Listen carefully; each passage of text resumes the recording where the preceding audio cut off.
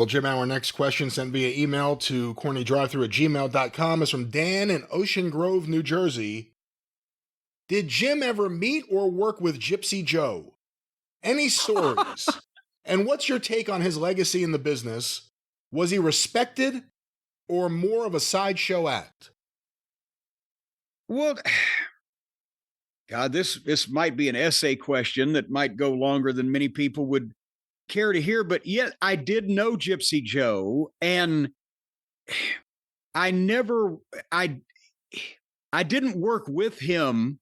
I worked around him because he last worked in the Memphis territory like just a few months before I got into business as a manager. So, yes, I knew him, spoken to him, worked with him as a photographer, but didn't really work with him in wrestling, even though he continued on, as everybody knows, for quite a number of years after that. We were never in the same place again at the same time. Gypsy Joe was considered at the time that in the 60s, 70s, and 80s, he was considered a heck of a worker by the other guys and a heck of a tough guy. And, he didn't have heat with anybody. He was friendly to everybody.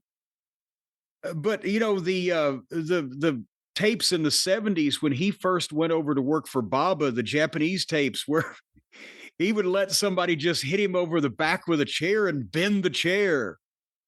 Nobody else allowed chair shots like that back then. And the bumps that he could take in his younger days and still in his older days. But I mean, he was a guy that would take the backdrop over the top rope and not grab anything and just land on the floor outside somewhere. So he wasn't doing, in the territory days, crazy, baseball bat, barbed wire, garbage independent matches as he did later on, when indies became a thing. And in his older years, he was a heck of a worker that took big bumps and was a tough son of a gun. And he was a huge star over in West Virginia when that was a territory. And he worked either underneath or middle card most of the time through the late 70s, early 80s here. But he was a main event guy in some of the Southern promotions, not only as Gypsy Joe, but also as, one of the hooded tag teams that Nick Goulas loved to use. And I think at one point he was one of the Blue Infernos. But nevertheless, the guys all respected him then. And then it became a thing, Brian, you've seen, where he and New Jack talk about generations colliding from, generations apart. Jack didn't understand that he had the gimmick that you had to hit him and he didn't sell big because he was the tough guy. And Jack took it personally and fucking hit him with a baseball bat. And just the other stuff that Joe was known for when he was older. It's just because I think, honestly, that's wrestling's the only thing he had ever done. And he was 60 something years old, 70 years old or whatever. He couldn't get a job with a major promotion or anything well paying, but around Tennessee and the South, he still had enough of a name that people knew they were going to see something if he came in and did one of these, hardcore deals or whatever.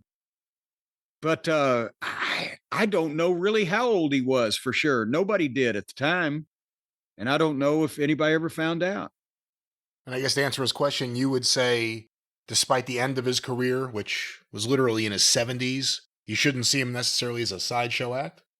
No, that's unfortunately, as I said, what it became because he, I guess still needed a job and didn't have anything to fall back on. But he was not anything related to the fringe of wrestling in the territory days. In his younger days, he worked in all regular places, didn't have any fucking, garbage matches getting out of hand.